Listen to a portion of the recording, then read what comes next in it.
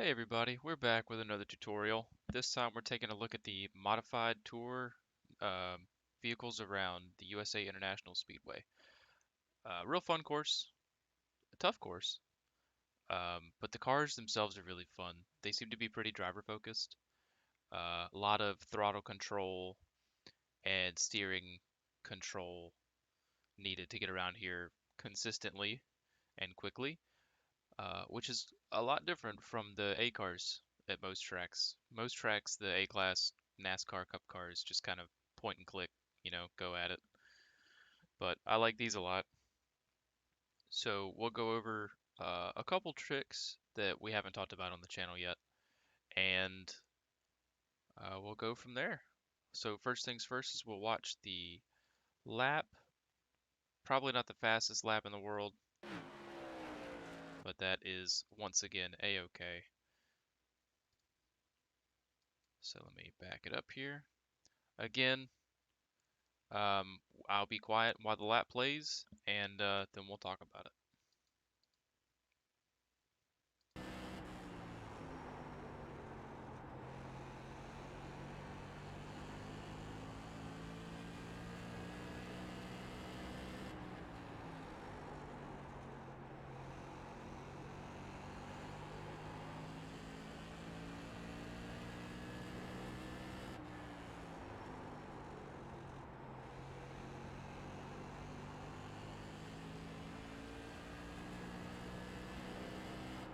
All right, so that was one lap around USA International Raceway.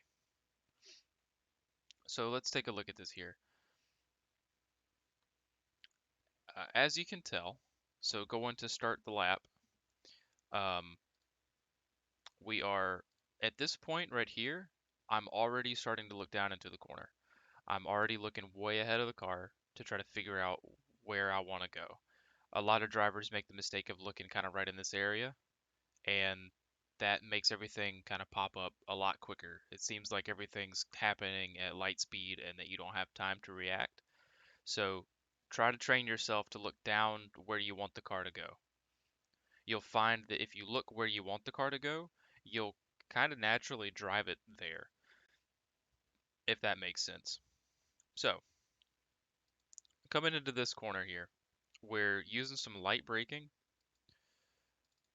uh, right kind of in between. So my braking marker was using whatever these are, I guess lights. I'm not sure what these are, speakers. I was kind of using these on the side of the track, and most of the time I'm braking kind of in between these two. You might be able to get away with braking a little bit further, but kind of carrying the brakes down into the corner, and then as you can see, slowly letting off of the brakes. So as we're getting down into the corner and adding more steering, we're slowly backing out of the brakes. Um, and then not coming back immediately to 100% throttle, kind of leaving it here at about, what's that, 75% or so, and then picking it up later. If you pick up the throttle too soon, you'll drive up towards the wall again, but more commonly in these cars, they'll snap around on you, and we'll talk about that more in a minute. So we'll watch this corner through again. Brakes, letting off the brakes, letting the car rotate down in right here before we really get back onto the throttle. And it does get loose out, you can see. That's going to be a characteristic of these cars at this track. They're going to get loose coming out of the corner. So then, just past that light was where we slowed down for this one.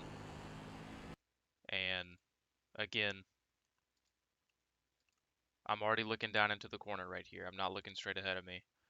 I'm looking down roughly in this area. Um, so I can try to look ahead and see what all's coming up. And again, with the light braking, trailing it into the corner and then letting out, and then you're letting the car rotate through a little bit of throttle just to keep up some speed, but then not getting back to full throttle until we can hold it down here on this line. So it looks like we're exiting pretty low, and that's what you want, because right here I'm able to start getting out of, um, I'm able to start straightening the wheel up. when I'm back at full throttle. If you're gunning it back to full throttle before you have a chance to straighten up the steering wheel, then you're scrubbing that right front tire, and you don't want to do that. So let's talk more about what can happen if you take one of these corners wrong. So a lot of the time I see people, they'll overdrive these corners. They're really easy to overdrive. They kind of invite you to just chuck it in there. Um, but people will overdrive the corner. They'll be on the brakes too hard for too long, so that as you go into the corner, the car wants to keep going straight. Then they'll compensate by adding more steering input. But at the same time, they're feeling like they're losing time, so they want to hurry back to the throttle. And that kicks the rear of the car out on you. It's such a common thing you'll see here. So you see we drive in way too deep, and then we get back on the gas trying to make up for the time that we lost. So it was just, see how much more we were braking? We just held it into the corner. The car just kind of wants to go straight, and now we're trying to make up for what we've lost, and now we're spinning out. So keep in mind during these races that number one, you're going to overdrive the corner at some point. You know, it's going to happen. But when it does, um, just be patient with the car. Don't try to hurry it back to where it needs to go. You will lose more time by almost spinning out than you will from just kind of being patient with the car and driving it back out of the corner and keeping it pointing the right direction.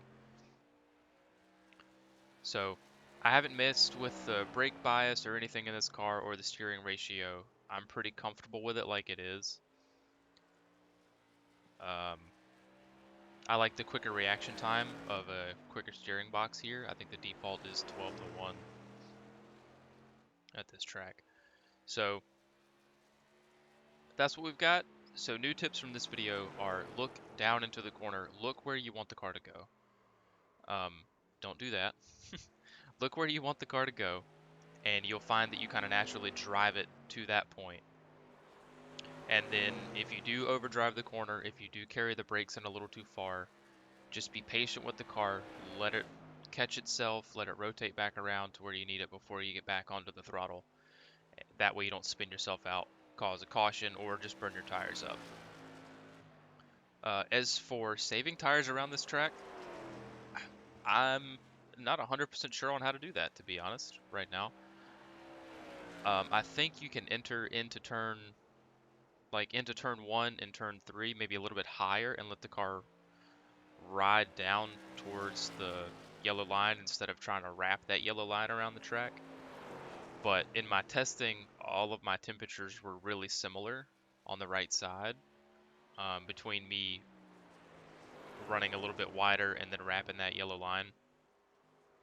So I'm not 100% certain on what we need to do there, but probably you'll get good finishes if you're able to just keep the car under you using those tricks we talked about. So that about does it.